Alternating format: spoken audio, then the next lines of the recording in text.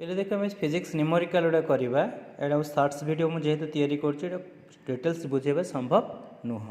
Okay the distance between the electron and proton in hydrogen atom is 0.53 angstrom.